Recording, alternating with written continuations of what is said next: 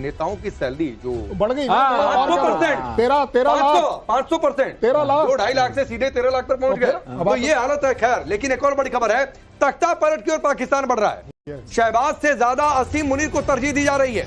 मुनीर की बात है, field marshal Asim Munir already एक कू कर चुके हैं पाकिस्तान में। जब हम लोग कहते हैं कि क्या फौजी शासन चल रहा है पाकिस्तान में, तो हमें ऐसा लगता है कि सड़कों पर टैंक दौड़ रहे होंगे, कोई फौजी है जो प्रधानमंत्री को पकड़ के जेल में डाल देगा, कोई फौजी है जो जाके ऐवान सदर यानी कि प्रेसिडेंशियल पैलेस में जाके वहां पे बैठ जाएगा। ऐसा नहीं है। पाकिस्तान में एक नए किस्म का कू हुआ है। यहां पे सारे के सारे मंत्री यूजलेस हैं, लेकिन आसिम मुनीर को मुखौटा चाहिए पूरी दुनिया को। अब देखिए, आज की तारीख में जब सोशल मीडिया इतना ज्यादा इन यूज है, मीडिया हर जगह दंदनाता फिरता। गौरव, मैं एक चीज और कहूंगा और श्रीवास्तव सर ये लेकर आपके पास आ रहा हूं, और सवाल बहुत सीधा सा है कि ये जो मुखौटे की बात मेजर गौरव कर रहे हैं, ये मुखौटा उखाड़ कर फेंकने की पाकिस्तान की आदत है। बाज नहीं आते उनके जनरल।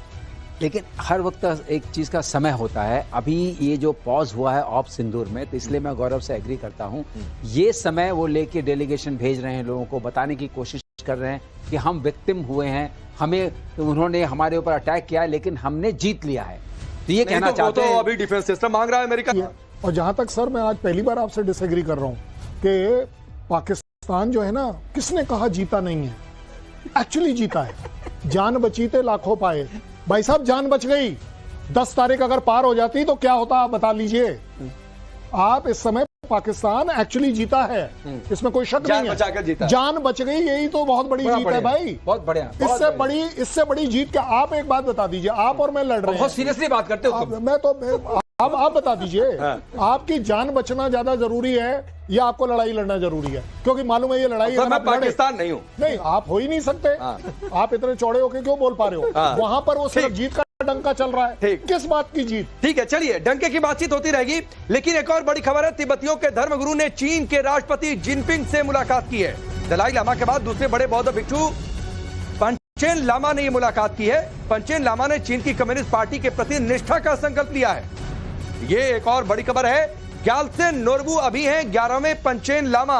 तो बुद्धिज्म है तिब्बतन, उसको कन्वर्ट कर रहे हैं अपनी पार्टी लाइंस पे, जो कम्युनिस्ट पार्टी है। और ये जो एक्चुअली जिसको अपॉइंट किया था दलाई लामा में, उसको 6 साल में ही चीनियों ने गायब कर दिया। रूस को जरूर इस पर सोचना चाहिए। शैलेंद्र सर, ये बड़ी गलबैयां आजकल रूस और चीन एक साथ करने की कोशिश कर रहे हैं, और करने की कोशिश कर रहे हैं तो ये समझना होगा कि चीन किसी का सगा नहीं। जैसे पाकिस्तान किसी का सगा नहीं, वैसे चीन किसी का सगा नहीं।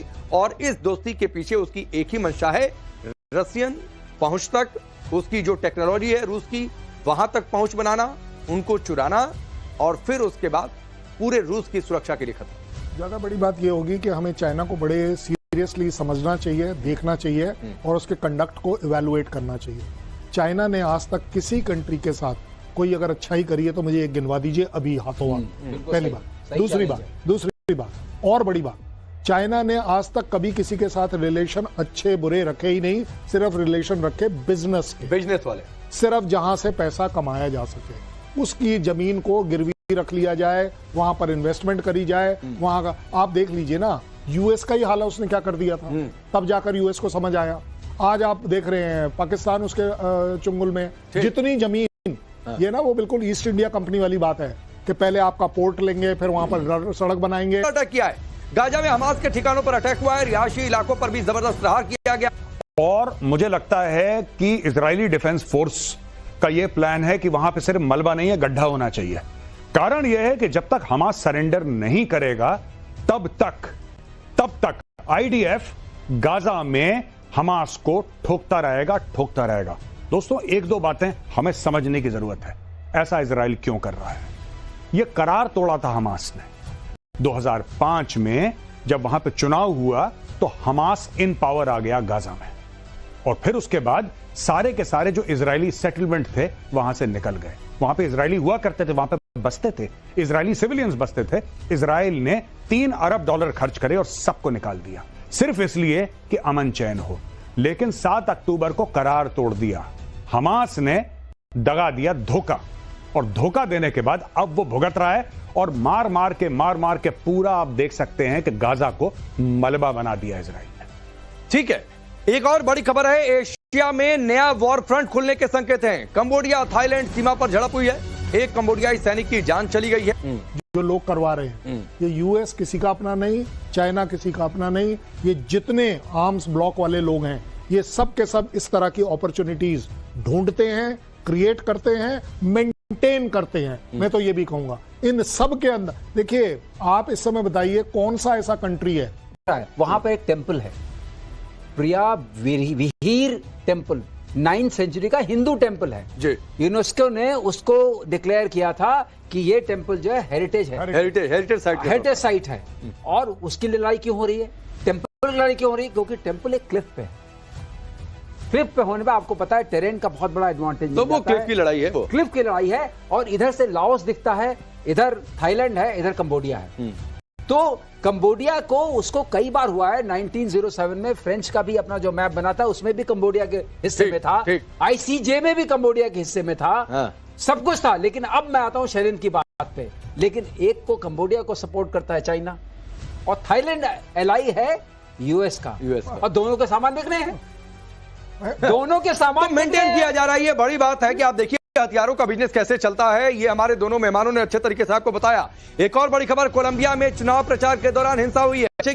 लेकिन कोलंबिया में शैलेंद्र सर, ये जो कुछ हुआ है, ये शूट आउट जिस तरीके से निशाना बनाया गया, हालांकि जिसने मारा उसे पकड़ लिया गया, लेकिन ये भी क्या कोई बड़े टकराव का संकेत, कुछ बड़ा उथल पुथल इसको लेकर? नहीं, आप एक बात बताइए, इस तरह का इंसिडेंस क्यों होना चाहिए? इसी को वेस्टर्न कंट्रीज बोलती हैं टेररिज्म, ठीक है ना? जब वहां होता है तो ये टेररिज्म है, जब हमारे यहाँ होता है तो कोई अच्छी बात नहीं हुई है। बट ज्यादा बड़ी बात यह है कि भारत को भी इससे सीख लेनी चाहिए कि आप वो काम करिए जो ये सब कंट्रीज कर रहे हैं। जैसे अभी गौरव बता रहा था ना इजराइल के बारे में, ये बिल्कुल वो वाली बातें हैं। आपको टेररिज्म के साथ सख्ती से पेश नहीं आना है, उसको एलिमिनेट करने के लिए पेश आना है। ज्यादा बड़ी बात यह है, इस तरह की जो नॉन टॉलरेंस है। एक और बड़ी दिलचस्प खबर है सर, ये खबर जरूर आप सुनिए। हम चौथी इकोनॉमी बन गए हैं, लेकिन पाकिस्तान क्या कर रहा है इकोनॉमी बढ़ाने के लिए? गधा पैदा कर रहा है। सॉफ्टवेयर एक्सपोर्ट करता है क्योंकि सॉफ्टवेयर हम लोग बनाते हैं। भारत अब हथियार एक्सपोर्ट कर रहा है क्योंकि हथियार हम बनाते हैं। हमारी गाड़ियां, हमारे ट्रैक्टर्स, हमारी मशीनरी पूरी दुनिया भर में फेमस है। पाकिस्तान कुछ नहीं करता, पाकिस्तान सिर्फ गधे पैदा करता है, और जिसके पास जो होता है वही एक्सपोर्ट करता है। और खरीदने वाला भी आप देखिए कितना कमाल का है। वो पाकिस्तान जिसको आयरन ब्रदर कहता है, यानी लोहे वाला फौलादी दोस्त, उसको कह रहा है कि भाई मैं जानता हूं तुम्हारे पास सिर्फ गधे हैं एक्सपोर्ट करने के लिए, लाओ मैं तुम्हारे गधे खरीदूं। क्रेडिट तो देना चाहिए ना पाकिस्तान को। आप लोग गलत काम सर छोड़िए, छोड़िए, आज आप जो लेकर आए, आज वक्त इतना ही है। ये गधों पर चर्चा इसकी पॉलिसी पर होती रहेगी। तो पाकिस्तान तुम गधे एक्सपोर्ट करो। देखो हमारे यहाँ तो स्टूडियो में भी वैसे ड्रोन रख लेते हैं, सोचो वॉर में किस तरीके के ड्रोन इस्तेमाल करते होंगे। गौरव आपका बहुत बहुत शुक्रिया, आप दोनों का बहुत बहुत शुक्रिया।